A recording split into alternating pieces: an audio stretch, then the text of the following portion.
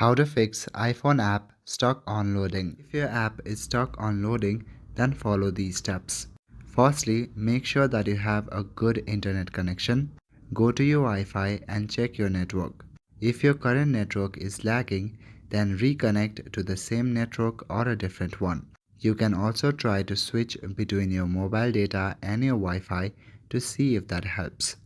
Now open Settings on your device. In Settings, scroll down, click on the option Screen Time. Again, scroll down, select the option Content and Privacy Restrictions. Turn this option off and go back. Now from Settings, select the option General. Inside General, you will see various options like these. Scroll down to the very bottom and click on the option Transfer or Reset iPhone. At the bottom, click on the option Reset. Select the first option Reset All Settings.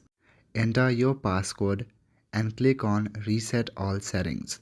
If other options are not working, then you can try this last option.